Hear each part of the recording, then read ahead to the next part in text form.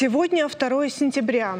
Это второй день Бесланской трагедии. Я помню эти дни 2004-го. Мы все тогда жили в одной молчаливой безысходности, ждали чуда и старались не отпускать эту надежду. Второй день сентября был полон этого тягостного молчания. Такое чувство, что мы даже не дышали. И сегодня, 19 лет спустя, мы также задерживаем дыхание, глядя на кадры хроники, на стены некогда первой Бесланской школы, ставшей свидетелями трагедии, у которой нет срока давности. Мы все пытаемся пережить, но вряд ли это возможно. И каждое начало сентября мы молимся за тех, кто остался там в 2004-м. И за наши уставшие от этой боли души. И сегодня, как и всегда, мы будем вспоминать и говорить, потому что только так можно жить дальше. В эти дни... 2 settembre, per noi è sempre, ogni anno, la seconda giornata della tragedia, ma c'è bisogno anche attraversare questa seconda giornata della tragedia perché arriva il 3 settembre, dobbiamo andare via, stiamo piangendo sempre, non possiamo dimenticare però, dobbiamo andare via, andare avanti, scusate. Я объясню зрителям. В нашей студии Олег Игуменцев, он переводчик, и он переводит все то, что я сегодня сказала, сейчас только что нашим гостям. Они приехали к нам из Италии, и они одни из тех, кто сегодня и вчера, и все эти дни в Беслане разделяет скорбь нашего народа. Здравствуйте. Я представлю... Abbiamo un traduttore che sta traducendo per fare capire a tutta la gente di Ossetia che voi siete arrivati per portare la vostra bontà, il vostro cuore qui. Siate sempre insieme con noi. Grazie. Итак, Мауро Мурджа, представитель Министерства иностранных дел Южной Осетии в Италии, и Моника Морони, музыкант, которая открывала наш сегодняшний эфир. Здравствуйте и спасибо, что приехали. Grazie, grazie. Mauro Murgia, rappresentante ufficiale del Ministero degli Affari Esteri della Repubblica dell'Ossetia del Sud e famosissima musicista Monica Moroni. Grazie. Ответьте, почему вы сегодня здесь, в Северной Осетии, с нами вместе? Per quale motivo in questi giorni siete qui insieme con noi? Io sono già rivenuta qui l'anno scorso e ritornare qua per me è come essere tra amici e dividere con loro, con le persone che ho conosciuto e che ho ampliato a conoscere in questo periodo.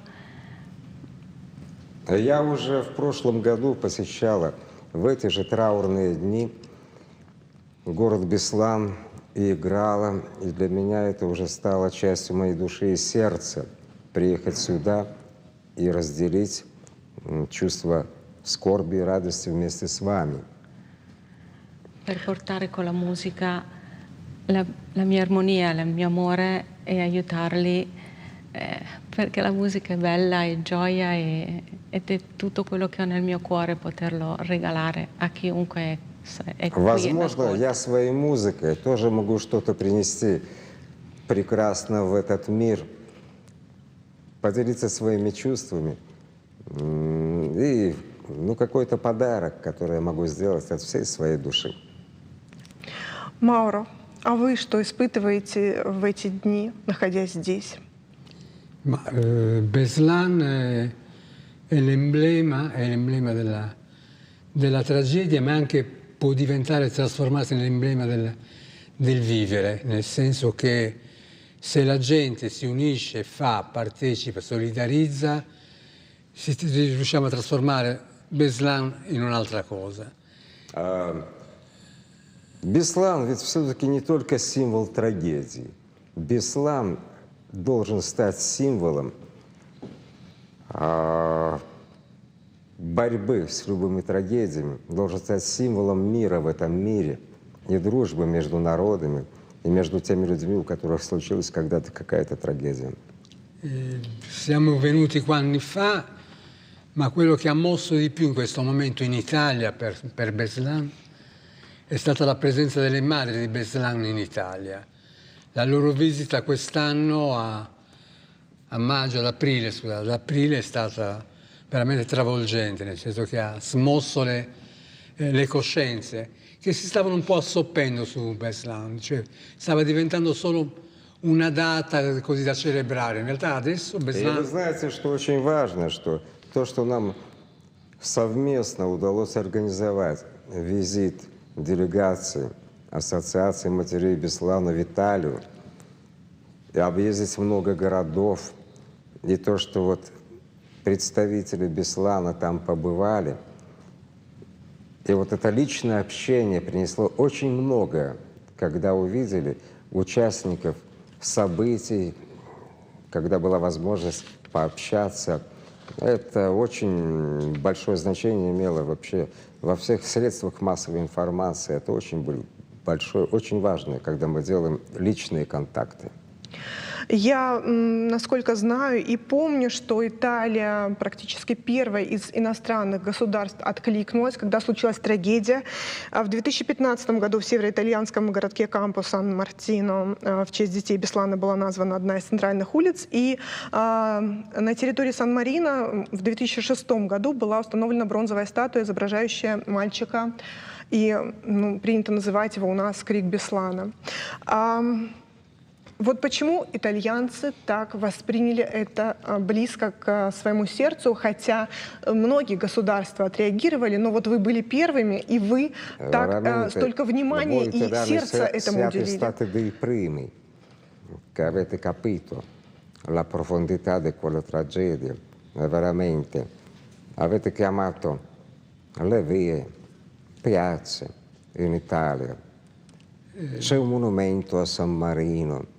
Loro lo chiamano Urlo del bambino di Beslan. Per quale motivo? Per quale motivo c'è questo? Un po' italiana. C'è una solidarietà che si mostra immediata.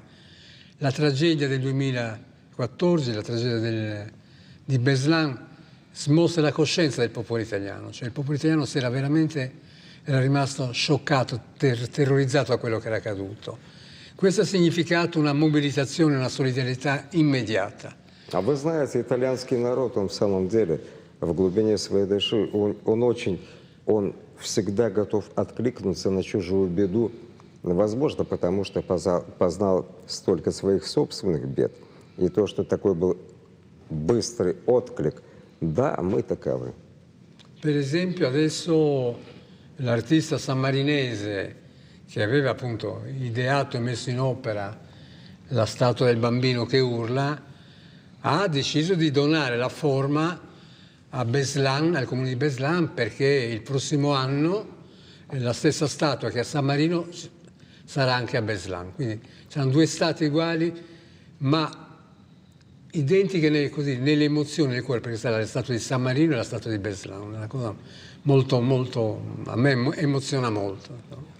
Моника Морони является гражданинкой Республики Сан-Марино. Вы очень хорошо упомянули о том, что в центре Республики Сан-Марино стоит статуя мальчику Беслана. Автор этой скульптуры отливки оригинальные преподнес в дар городу Беслану, и они уже где-то в конце сентября, в октябре прибудут в Беслан, и у вас в Беслане тоже будет стоять такой же памятник. Спасибо вам. Моника, вы выступаете в эти дни. Расскажите о том, какую музыку вы играете и о чем она, что вы ей хотите принести в души людей. Cosa hai suonato in questi giorni? Per quale motivo hai fatto il tuo programma così particolare? Cosa volevi spiegare? Cosa volevi portare alla gente? Siccome ho visto che anche il desiderio delle madri di Beslan è unire le tragedie che sono avvenute a livello terroristico, ma anche in generale nel mondo. Ну, вы знаете, потому что достаточно увидеть глаза матерей, сыновей, дочерей Беслана, чтобы понять, что у нас в душе есть очень много общего. Ho pensato di portare alcune musiche che esprimono tragedie particolari, come Alfonsina argentina, la Seguiria, che è una specie di flamenco spagnolo, Ennio Morricone, perché in questo brano è я в программу particolare. включила несколько, в самом деле, трагических произведений, как одно из самых трагических произведений в стиле фламенко, как аргентинская музыка, посвященная аргентинской поэтессе, у которой в жизни была огромнейшая трагедия. Ну, а с другой стороны, Эннио Морриконе, его музыка к кино, чтобы как-то все вот это вот... Alcuni frammenti della Tosca di Puccini, che è una bella opera italiana. И Пучини, Тоска. E poi per portare un po' d'allegria Rossini, che fa parte della mia città natale, con la tarantella, che è una danza napoletana. Ну и неаполитанский танец, тарантелла, Россини. Она родилась в городе, где родился, и тоже итальянский композитор Россини. Это для нее очень важно. E poi anche vocalista di Rachmaninoff, non poteva mancare in questo programma. И еще включила вокалист Рахманинова, потому что он в самом деле очень, на ее взгляд, отвечает общим чувствам, которые пронизают и итальянцев, и бесланцев, и вообще всех. А вы приедете еще? Я почему спрашиваю? Потому что некоторые люди, они хотят отгородиться от этой боли, а вы приезжаете уже не в первый раз. Voi venire ancora? Perché esiste la gente, tu già non sei la prima volta, però esiste la gente che basta visitare una volta e dopo non vogliono vedere più perché è troppo forte. No, io ritorno tutte le volte che mi chiameranno, io ci sarò sempre, soprattutto per le madri Beslan. Comunque ci sarò sempre per Beslan, ogni volta che mi chiamano. E conto il prossimo anno, me l'hanno promesso, verrò con una delegazione sammarinese politica. Я вернусь еще неоднократно, только приглашайте. Мы все вернемся. И более того, в следующем году, в 20-ю годовщину, я обещаю, я привезу огромнейшую делегацию из Республики Сан-Марино. И все это мы готовим. E anche l'artista della statua, che ha una storia particolare. Ну, понимаете, творческое отношение ко всему этому только помогает в нашей жизни. Perché lui l'ha donata col cuore alla Repubblica di San Marino e questa volta col cuore la dona a И вы Beslan. знаете, вот поступок скульптора, который свою скульптуру подарил, этой отливочной формы, это тоже большое движение души, которое только подтверждает все наши отношения к тому, что все наши чувства. Мы будем вас очень ждать, вас и Мауро. Спасибо вам за сегодня, за вчера. Aspettano te, aspettano Mauro, aspettano tutti voi. Grazie per la serata di Un'ultima cosa oggi. veloce. Grazie per quello che avete Il fatto. prossimo anno molte città italiane verranno per il 20°, molte città italiane che hanno subito attentati terroristici, parlo di Bologna, di Milano, di Brescia e di altre città che hanno subito in questi anni attentati terroristici, ripeto, anche con gravi conseguenze. Bologna 88 morti, per dire. Verranno. Даже и кроме этого, о чем сказали, мы организуем приезды представителей, в следующем году представителей итальянских городов, которые тоже стали, где произошли террористические акты, и у которых они понимают сердцем всю глубину трагедии. Это будет Болонья, Милан и другие итальянские города, где случились террористические акты. Мы считаем это очень важно, сближать людей, которые Я позволю себе просто от лица наших зрителей еще раз выразить вам огромную сердечную благодарность. Спасибо. Grazie a voi. Grazie a voi in nome di tutti i nostri spettatori. Спасибо. Через год в Беслане планируют открыть Международный культурно-патриотический центр по противодействию терроризму «Беслан. Школа номер 1». Подробнее о проекте и его социальной значимости наш сюжет. Смотрим.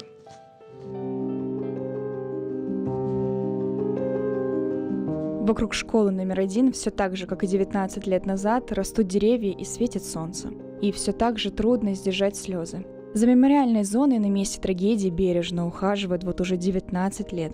Сейчас к ней пристроили здание, в котором будет создан Международный культурно-патриотический центр. Это центр культурно-патриотический, противодействие терроризму, Беслан, школа номер 1.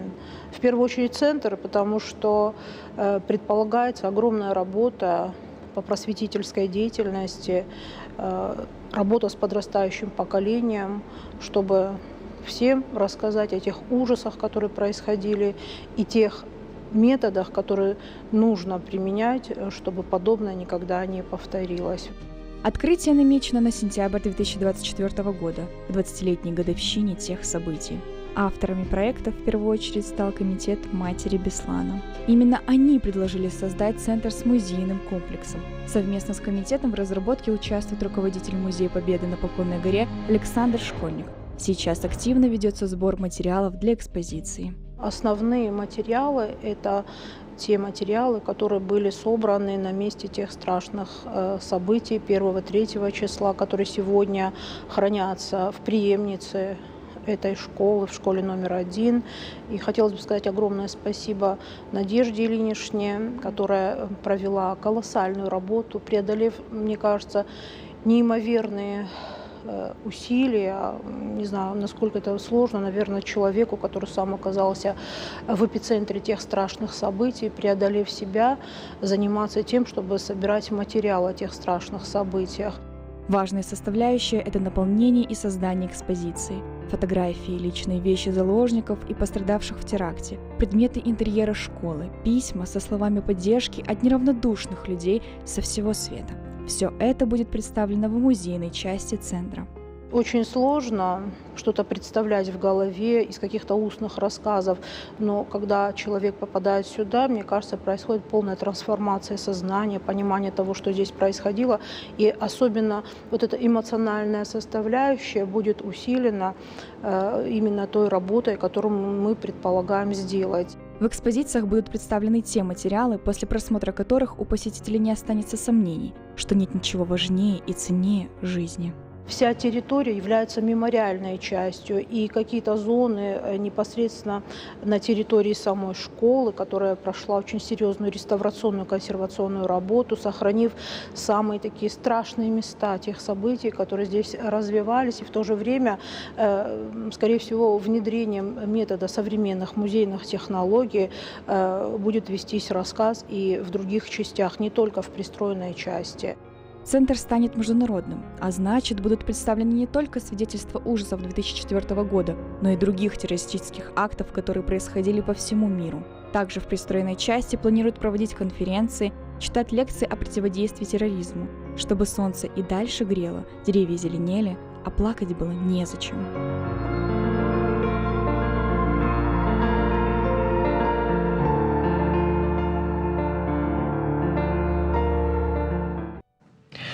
Год спустя, после бесланской трагедии, на мемориальном кладбище города появилось древо скорби. Бронзовая композиция 9 метров в высоту сформирована 4 женскими фигурами с воздетыми к небу руками этих женщин, держащих ангелов, символизирующих души погибших детей. Авторы памятника – скульпторы Алан Корнаев и Заурбек Дзанагов, который год назад, к сожалению, ушел из жизни. И сегодня Алан Корнаев, заслуженный художник Северной Осетии, будет присутствовать в нашей студии, но не лично. Мы свяжемся с ним. Лично у нас в студии присутствует Ацамас Макоев. Вы все знаете его. Он заслуженный деятель нашей республики, композитор. А помимо Вадим Цаликов, кинорежиссер и художник, также также примет участие в нашем разговоре, но тоже по телефонной связи. В общем, постараемся со всеми сейчас наладить контакт. Здравствуйте. Спасибо. Спасибо, что пришли к нам сегодня. Скажите, в эти дни вы также в Беслане? В эти дни я готовлюсь со своим симфоническим оркестром Северо-Осетинской филармонии. Мы завтра будем там. Впервые, надеюсь, вот именно около спортзала. Концерт «Реквием» покажем. Обычно, как эти сентябрьские дни, где вы находитесь? Бываете ли вы там? Скажите.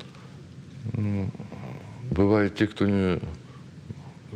Бывает там в сентябре те, кто не живет в Беслане, и для кого Беслан — это вот просто вот город, где случилась эта чудовищная трагедия. А для меня Беслан — это моя родина. Я там родился, я там вырос. В этой школе работала моя мама. Если бы меня не повезли в город Орджоникидзе тогда заниматься музыкой, и я бы учился в этой школе, это около нашего дома. Поэтому Беслан — моя родина.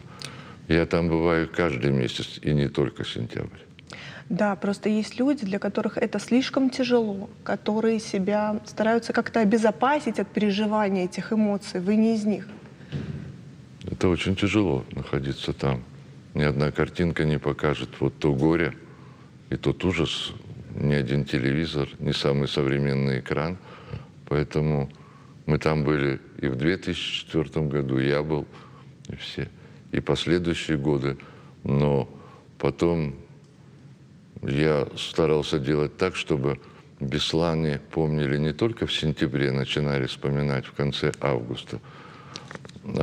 Бесланская симфония, которая была посвящена вот этому ужасу, она исполнялась по всей стране, за границей. И я всегда старался, чтобы это не был сентябрь, чтобы о Беслане не забывали во все времена года. И еще в Беслане Бесланская симфония никогда не исполнялась. И надеюсь, что завтра, если ничто нам не помешает, мы будем играть для жителей Беслана, для всех тех, кто пережил эту трагедию там. Мы вас пригласили сегодня не только потому, что вы заслуженный композитор, не только потому, что вы родились в этом городе, не только потому, что вы написали симфонию, но потому, что вы это пережили. И в те годы, и сейчас переживаете. Я вернусь к вашему личному восприятию этой трагедии чуть позже. Просто мне сообщают режиссеры, что у нас на связи как раз-таки Вадим Цаликов. Давайте проверим, слышит ли он нас. Вадим? Вадим, здравствуйте. Вы нас слышите? Вот, вы киваете, я понимаю, что вам нас слышно, а нам вас нет, к сожалению. Попрошу режиссеров поправить эту ситуацию, если возможно. Нет связи. Давайте попробуем. Попробуем еще раз соединиться, да? Хорошо. Атамаз Владимирович, тогда вернемся к нашему разговору. Вы помните, конечно, вы помните, но я хочу, чтобы вы рассказали об этом. Сентябрь 2004 года. Я вам ничего нового не расскажу. Все, кто что знает, и все, кто были, там были мои родственники, там были мои друзья, и среди погибших, и среди выживших. И страдали люди не только от того, что вот ужас, который происходил, который еще никто не понимал, что это такое, что произошло, а потому что ничего нельзя было сделать. Только в хаосе начались какие-то выхватывания там, и вот это страшное, самое страшное, что было, вот, когда они пили воду. Все, кто оттуда выбирались, кого оттуда вытаскивали, еще живых, раненых, они хотели воду, даже не воздух, а вода. Поэтому тут даже я вам ничего нового не скажу. Я не хочу нового, Да, я хочу о это вашем, ужасное. о вашем ощущении Я в вообще те думал, дни. что я больше не буду писать никогда музыку. Я был после вот этих череда похорон, после этого бесланский поэт, бесланский гениальный поэт Феликс Цаликов, который там был в этой каше. Он мне показал в спортзале на баскетбольном кольце, которое еще кое-как висело. На нем висели детские туфельки. Вот с этого и тогда я начал писать симфонию. Я понял, он написал текст, в этой симфонии 2 арии. Одна о том, как дети в воду хотели пить, это поет мама на осетинском языке. А вторая о том, дождется ли эти туфельки свою хозяйку. Или так и они останутся висеть в этом. Поэтому это страшно, и это просто не забудется никогда. Но не получится. У нашего поколения, кто это видел, это абсолютно точно не забудется. И вот обессилие такое, вот если бы музыка могла их всех вернуть живыми, я бы пианино притащил в город ангелов, и там бы играл до того, пока я сам не упаду, ну, чтобы только они вышли. Но мы завтра, у нас другая цель. Мы хотим согреть тех, кому страшнее всего, и кому и сегодня, через 19 лет, у которых боль такая же, как у кого-то притупилась, у кого-то нет. Но мы хотим как-то им помочь, потом даже хлопать там никто не будет. Мы просто хотим, я выбрал такую музыку, которая согреет их сердца. И хоть чуть-чуть им станет хоть чуть-чуть легче. Легче никогда не будет, конечно. И хорошо никогда не будет после этого этим семьям, этим родным, этим детям. Но я думаю, хоть как-то я им облегчу этот день, самый страшный день, 3 сентября. Я попробую собраться сейчас и обратиться к нашему еще одному участнику беседы, Алану Петровичу Корнаеву. Вы нас слышите? Да, слушаю. Алан Петрович? Я слушаю. Здравствуйте. Спасибо, что присоединились к нашей беседе. Попрошу режиссеров, если это возможно, сделать звук чуть громче, чтобы мы четко могли расслышать ваши ответы. Скажите, когда вам, можно ли так сказать, да, поступил этот заказ, ваши эмоции, вам не было страшно? Как вы решились на эту работу? И что происходило внутри вот этого процесса, когда вы работали вместе с нашим знаменитым скульптором Дзанаговым? Как происходила эта коммуникация? Как вы пришли к этому символу? Пожалуйста. Как бы это заказом не назовешь, был конкурс вообще-то после событий этих. И до конкурса я уже меня так потрясло, что как творческую работу начал работать над этой темой, хоть память как-то выразить это. Были несколько вариантов, и альфовцы погибли за дело это тоже. С детьми это было вообще, конечно. Первые 2 недели это было просто, наверное, какой-то кошмар, потом потихоньку оттаивало это. И когда начали работать уже, у меня после института была скульптура, посвященная родителям, «Древо жизни» называлась. Там родители внизу на руках стоят. У нас 7 братьев было, сестра, а дальше наши дети, внуки, вот такое древо жизни. И когда мы вникли в этот, мы, во-первых, Зауром заканчивали московский, Шуриковский, и родственники с ним. И решили поработать вместе, когда конкурс объявили. Решили работать вместе, не считаясь уже, чья, как, что там, работать, где. Тоже свои варианты начал, а потом он мне говорит, у тебя готовое есть, говорит, давай древо жизни, из нее сделаем вот древо скорби. Это что же, символ жизни дерева. А тут вот такая трагедия, а я еще ему до этого говорю, это нельзя документально показывать, невозможно, во-первых, и нельзя иллюстрировать такой кошмар просто. Давай, я говорю, на духовном уровне эту композицию какую-то. И вот он когда сказал, давай вот твоего древа жизни сделаем. И мы, все, и стало ясно. И вместе уже общались, целыми днями работали. Я туда домой приехал. Ну и такой символ получился у нас.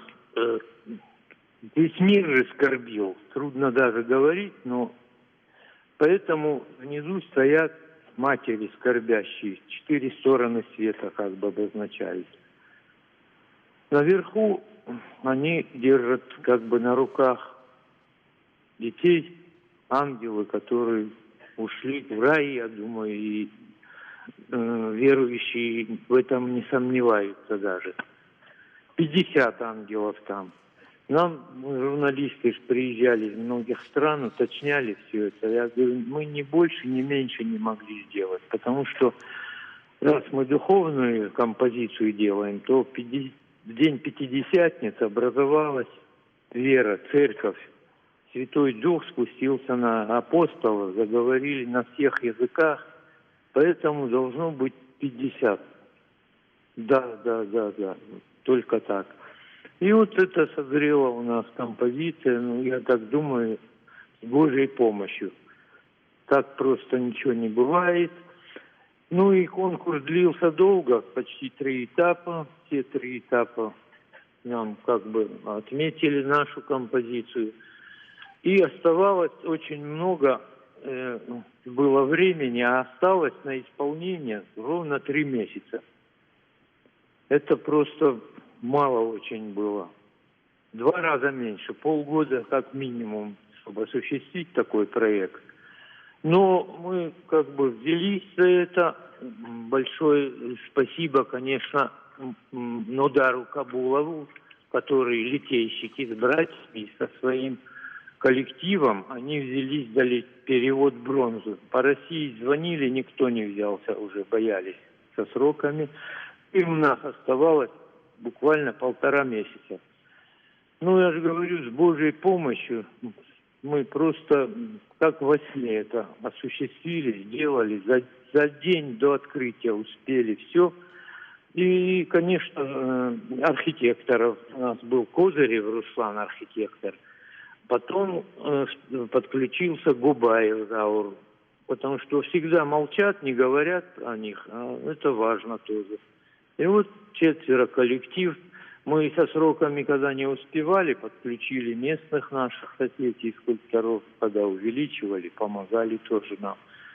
Ну, вот так с Божьей помощью осуществили как бы духовную композицию, где мы укрепили веру и себе, и матерям, и церковники, которые там целыми днями были со всей России, они подходили и не скажете, что это хорошо.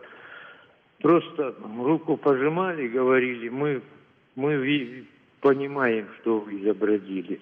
Веру вы укрепили, как обнимали и расходились вот так.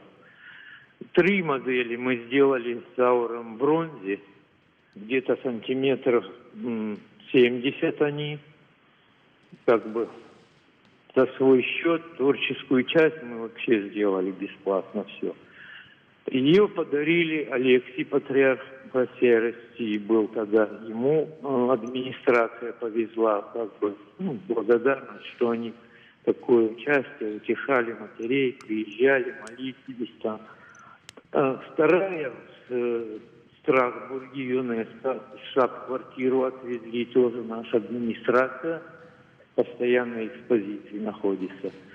И одна в Японии, я не знаю, в администрацию они отвезли или куда, но вот 3 модели. И я еще осуществил творческую такую, я могу прислать вам где-то 70 сантиметров погибшим альфовцам.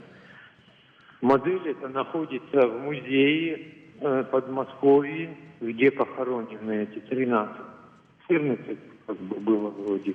С Краснодарского края они попросили тут похоронить, а все 13 там в братской могиле. Под Москвой, где школа вот эта подготовки альфа. И модель я подарил туда, в музей, там солидный музей у них там. Картинку я могу прислать ее тоже там, бронзовая она. Ну вот так, с Божьей помощью мы как бы сделали вот эту работу высотой 9 метров, 4,5 на 5 размеры. Меньше не должна была быть. Это монументальная должна была вещь, серьезная очень, потому что трагедия такая, что очень серьезная должна была вещь и без иллюстраций. Если бы мы показали хоть кусочек этих варваров, деяний их, то мы бы увековечивали и ихнюю часть. Поэтому мы наотрез отказались от земной вот это изображения, только духовную часть. Вот вечная скорбь матерей, и дети как бы в рай уходят, улетают. Алан Петрович, Просто, ну, да.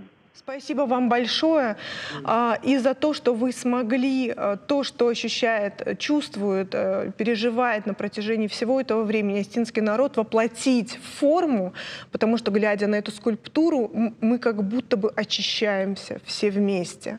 Спасибо вам за это большое. Да не за что. Я попрошу режиссеров подключить, я надеюсь, это возможно теперь, Вадима Цаликова к нашей беседе, так, чтобы мы слышали обоюдно друг друга. Здравствуйте, Вадим. Ой, прекрасно, спасибо.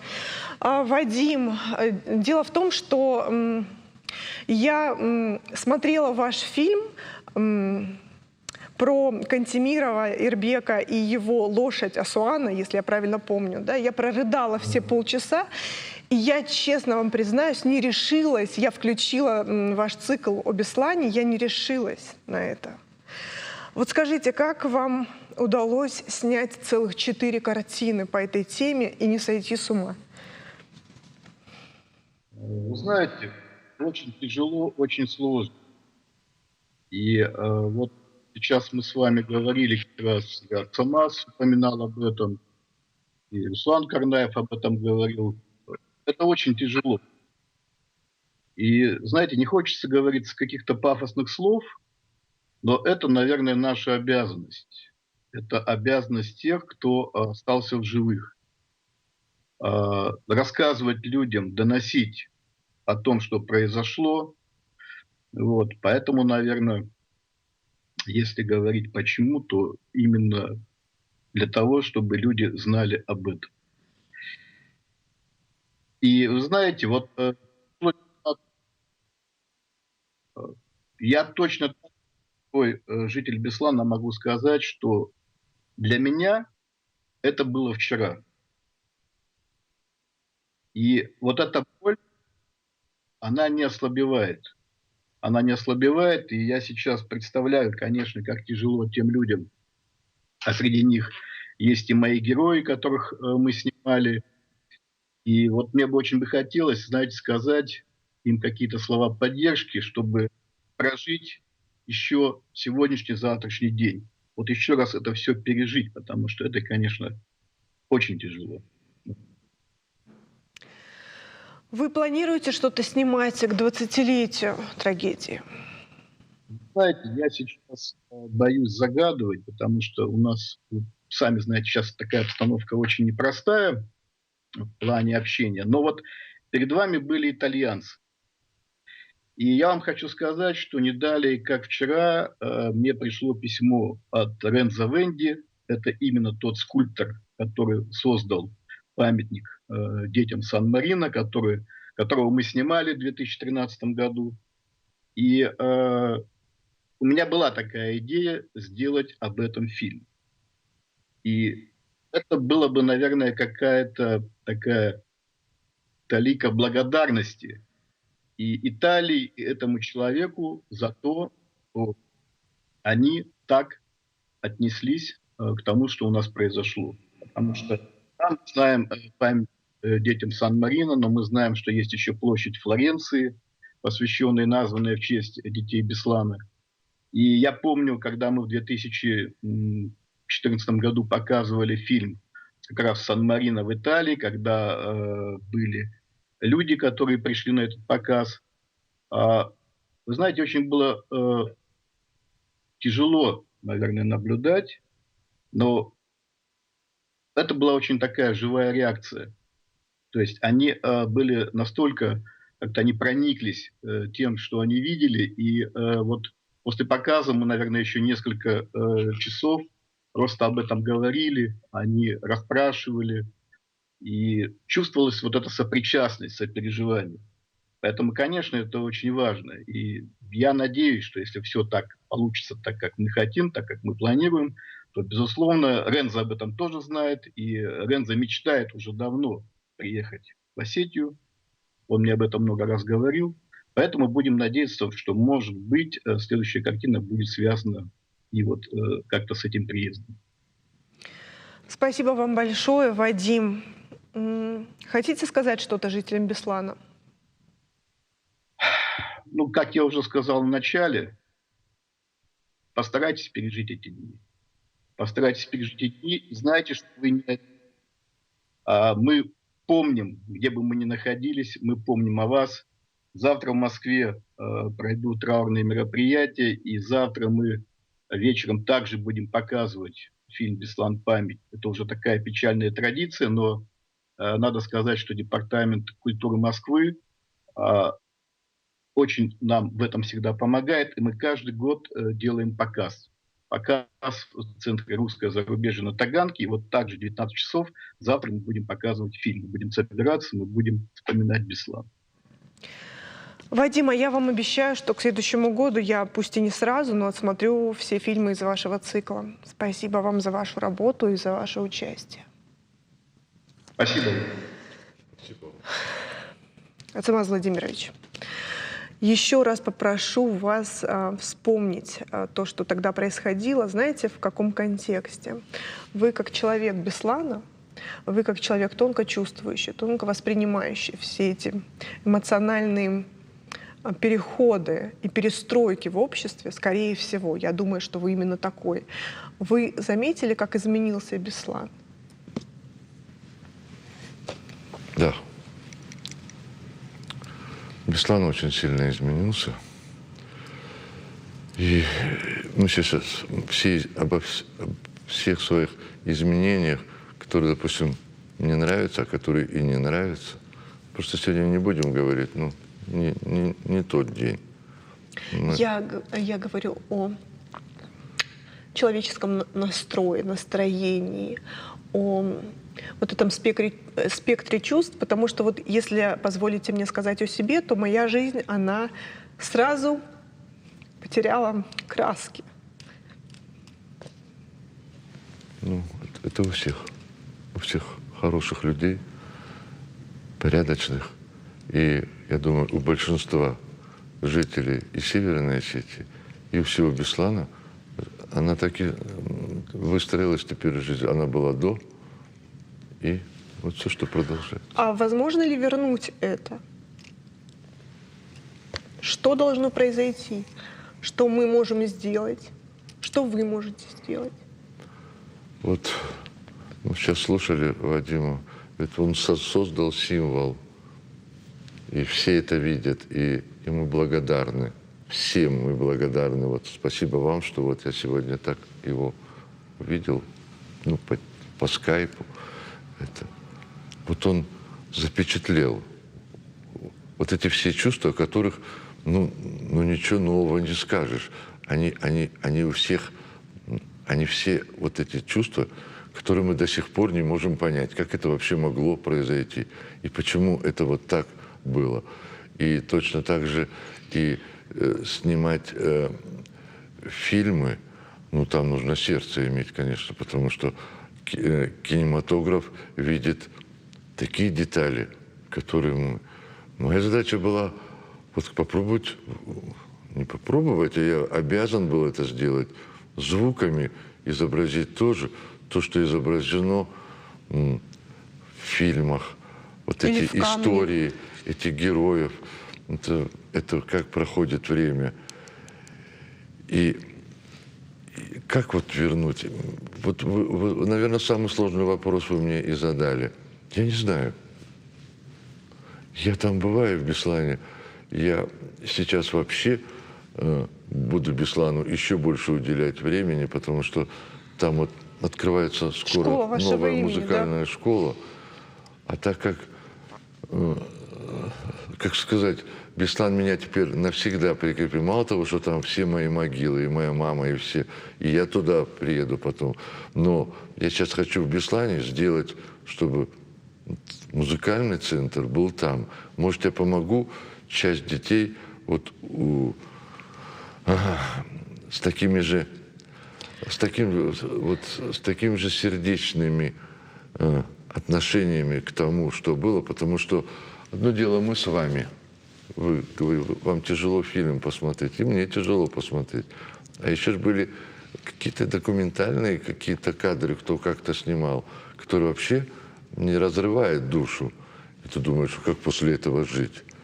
Вот после этого я не могу сказать. Мне кажется, что я это не увижу, что вернется то, что было до. Я это просто не застану. А вы молодая. Вы должны это увидеть.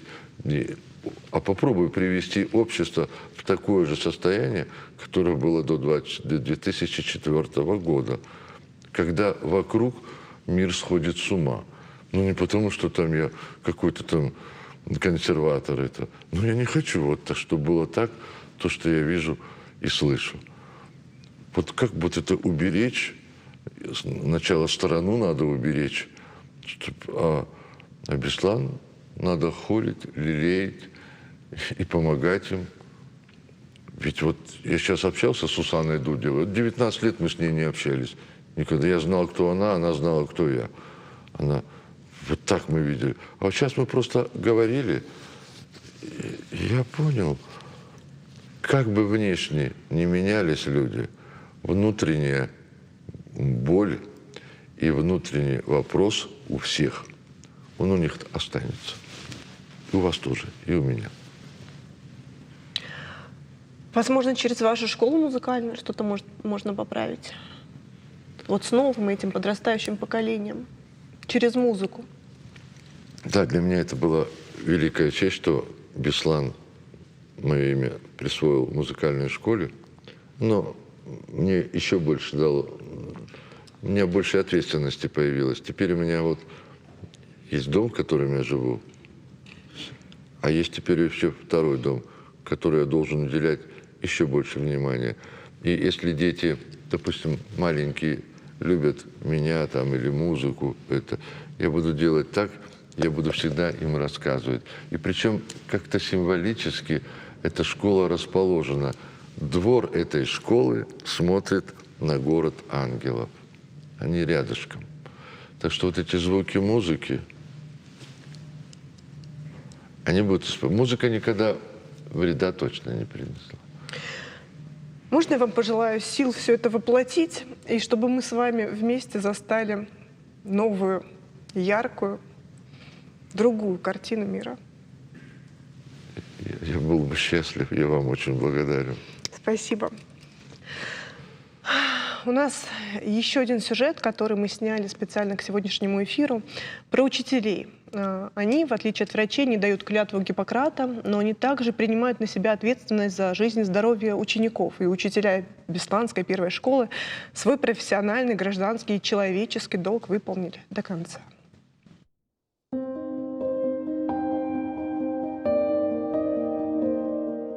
Словно в храм я входил благоговейно в спортзал, и на миг, замерев у порога, я счастливейше сам и в тот мир попадал, где казалось владение Бога. Эти строки написал один из учеников первой бесланской школы за несколько лет до теракта. и посвятил их своему учителю по физкультуре Ивану Константиновичу Каните. В 2004 году эти строки обрели новый смысл. Это был как раз 2004 год. Мы поехали проведать, я брата, он младшего сына. И вот всячески мы пытались все-таки завернуть в сторону моря, чтобы он чуть-чуть отдохнул, но он был категоричен в этом вопросе. Говорит, если меня не отвезете, я сажусь на автобус и еду на автобусе, и все равно я 1 сентября буду в школе, мне нужно построить линейку. Линейка была построена, но Иван Константинович оказался в числе заложников в тех самых стенах, в которых проработал более 50 лет. По словам очевидцев, Ивану Каните, как и другим пожилым людям, предложили покинуть школу, но, не раздумывая, остался рядом с детьми. В первый же день мужчина перенес сердечный приступ, но продолжал всеми возможными силами помогать детям и женщинам. 3 сентября, когда начался штурм, учитель физкультуры вступил в рукопашную схватку с одним из террористов и сумел отвести ствол его автомата от детей. Однако самому Ивану Каните выбраться не удалось. Я до сих пор встречаю людей, которые так или иначе знали моего отца. Он или их родителей учил и воспитывал, или их самих.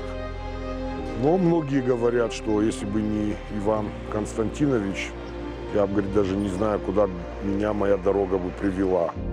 В Бесланской школе в тот момент работали 64 учителя. По счастливой случайности 10 из них опоздали. Среди заложников были и те, кто вышел на работу впервые. Были и те, кто всю жизнь посвятил воспитанию детей. Учительницу начальных классов, 74-летнюю Ирину Захаровну Ханаеву, называли мамой и первой учительницей. За более чем 50 лет она вырастила несколько поколений. К нам прибежали сотрудники милиции, полиции и сказали нам, что первую школу захватили. У меня и мысли не было о том, я знала, что мама там, мы с ней попрощались, она пошла в свою школу, я пришла в свое учебное заведение. Я думала о том, что куда делись эти дети, которые пришли туда, о маме и не думала. Но потом сказали, что всех загнали в спортзал, и детей, и учителей, и всех, кто был там. И вот так я узнала о том, что мама тоже оказалась в этом спортивном зале. Во время штурма Ирина Ханаева была ранена автоматной очередью в ноги, но все же нашла в себе силы, чтобы спасти детей. Я вообще-то всегда говорила, в такой экстремальной ситуации человек сам себе не подвластен. Может быть, это преувеличение, может быть, этого не было. Но со мной работал мой бывший учитель, коллега моей мамы по первой школе, мой бывший учитель истории, ветеран Великой Отечественной войны, участник Сталинградской битвы. И человек, который тоже был в теракте и чудом спасся. И я его спросила: Заурбек Харитонович, скажите мне честно, вот то, что о маме говорят, это было правдой? Он говорит: Люда, вот как я тебя вижу, так я и ее видел. Как она пригнулась, как через ее спину прыгали дети. Благодаря героизму Ирины Ханаевой спаслись несколько десятков учеников. Одна из них, Кристина Биджелова, которая, будучи в 9 классе, посвятила своему ангелу-хранителю стихотворение: «Останься на свете, живи за меня, потерянные дети, а с ними и я».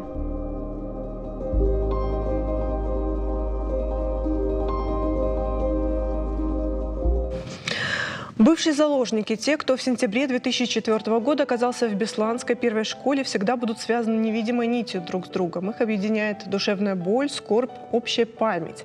А еще, как выяснилось, желание помогать тем, кто в беде. И таковы наши сегодняшние гости. Они не озлобились, не очерствели, просто поняли истину, древнюю как мир, что на зло не стоит отвечать злом и не множить темную сторону души.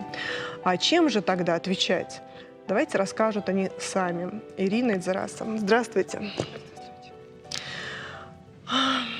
Это действительно тяжело даже мне, человеку, который за всем этим тогда наблюдал через экран телевизора, либо по радио. Чуть позже оказалась сама в Беслане, и находиться там тоже было невыносимо сложно. Как вы смогли это пережить? Здравствуйте. Наверное, нас из-за того, что нас поддерживал весь мир, поддержка была везде, в семье, весь мир узнал про Беслан.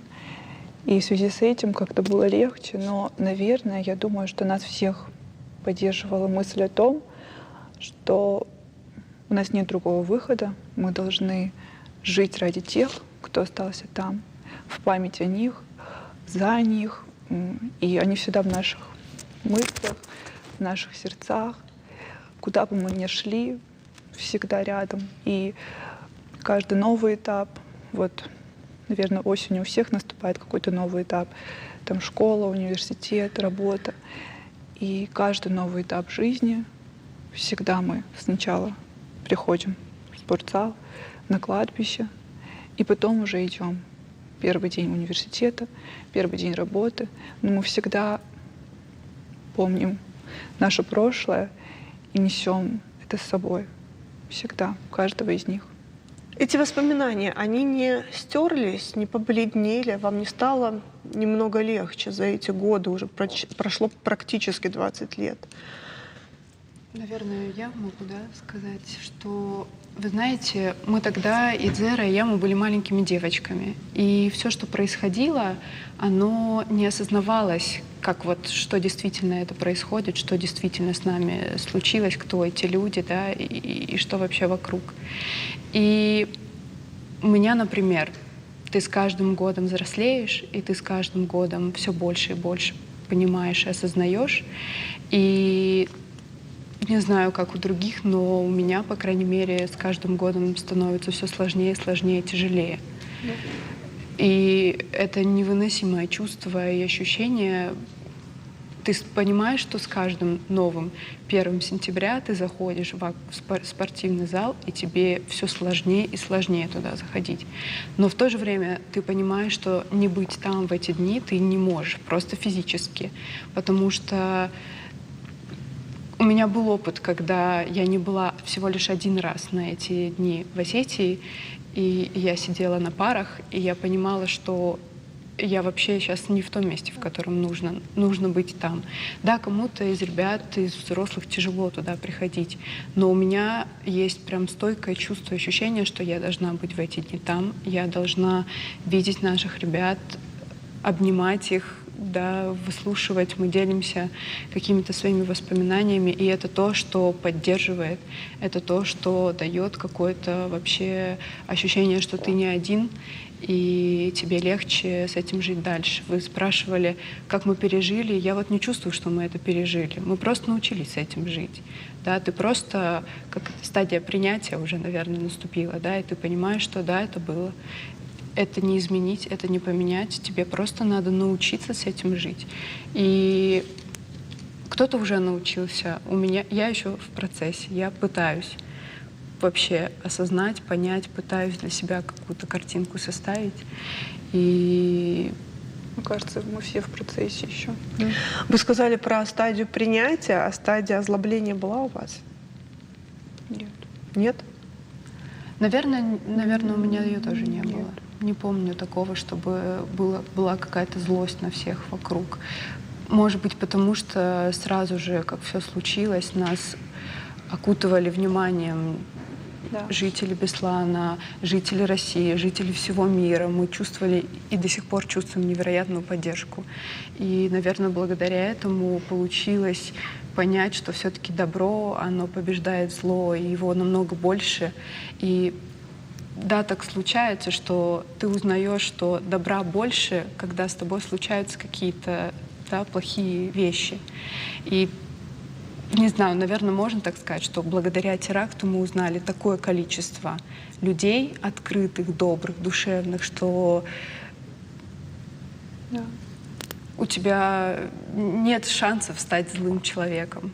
Ты все равно становишься сам открытым и пытаешься помочь другим людям, как когда-то нам помогали. И с этим связан выбор профессии: педагог, врач? Да. Ну, отчасти, да. Видимо, да. Мне кажется, не знаю, как у тебя, но у меня это получилось неосознанно. Ну, то есть я изначально поступала в медицинский, но в итоге закончила 2 педагогических. И, если честно, это не была цель. Ну, то есть так получилось, так сложилось. И, видимо, оно вот должно было так быть. Да? Я думаю, тоже. Скорее всего, это твой был путь. Ну вот, как-то так. Чувство страха удалось побороть? Нет, всегда. Может, это как-то притупляется, но фоном всегда какая-то тревожность. Мне кажется, так у всех детей. То есть, что вы делаете? Просто живете с этим жить. Да, научаешься Просто- с этим жить. Ну, не знаю, у меня, например, прям есть какие-то вещи, когда я, например, попадаю в какое-то новое помещение, я стараюсь там изучить план эвакуации или найти какое-нибудь место, где можно спрятаться, или там и смотрю в окно, а высоко ли, если что, прыгать. Ну, просто раньше ты попадаешь в какое-то новое место, и тебе страшно, тебе хочется оттуда уйти.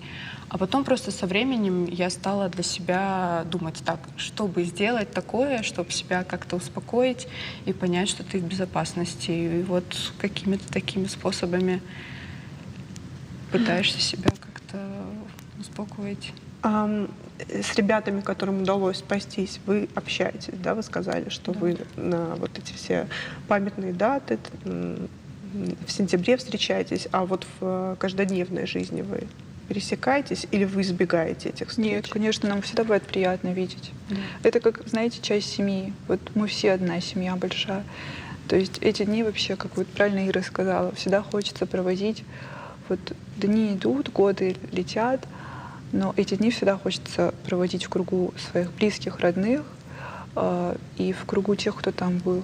Потому что ты всегда вот смотришь, и вот это очень чувство такого единства ощущаешь, то, что вот когда-то вы были в этом всем, вам удалось спастись, и, наверное, нужно в жизни сделать что-то такое прекрасное, доброе, чтобы как-то это, если так можно сказать, оправдать свое спасение. Вы чувствуете себя должницами?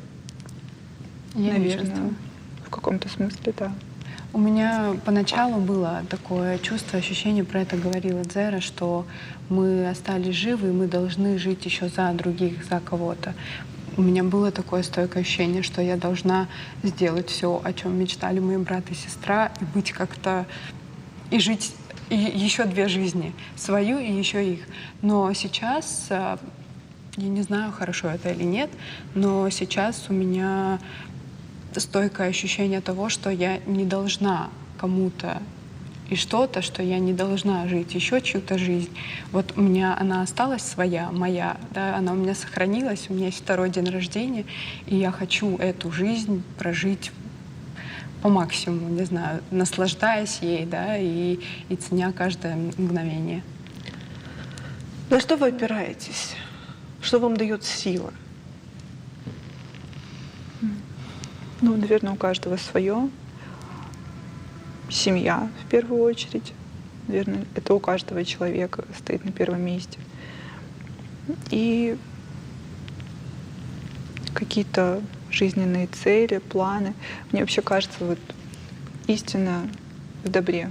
Делать больше хорошего, доброго.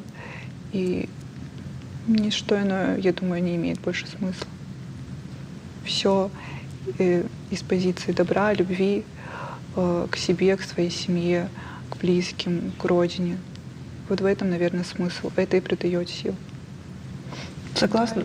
Да, я согласна, что это семья, и хочется как бы какой-то след оставить, наверное, после себя и людям, молодым людям, детям дать что-то, чтобы рассказать, да, о том же Беслане, о том, что случилось, потому что мне кажется, что таким образом мы можем вместе, совместно попробовать не допустить такого в будущем, а нам в будущем жить, да, и мне бы не хотелось, чтобы еще повторилась такая ситуация, поэтому, наверное, это тоже придает в каком-то смысле сил продолжать жить. Вот мы, остальная часть общества, которая в те дни не была с вами в этом зале, чем мы можем вам помочь?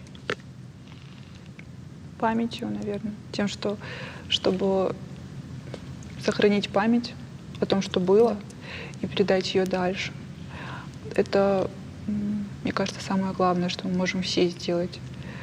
Потому что вот от нас зависит, в каком мире будут расти уже наши дети. На свое детство мы никак не могли повлиять, но мы создаем мир, в котором будут расти наши дети, новое поколение.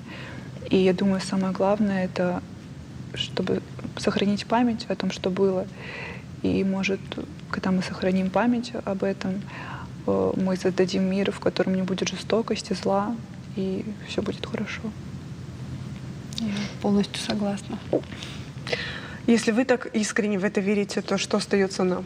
Тоже в это верить? Спасибо вам. Спасибо. Спасибо вам. Сейчас в Беслане горят свечи в память о тех, кого уже не вернуть. Зажгите и вы свечу, сотворите молитву не только для них ушедших, но и для самих себя. Вечная память.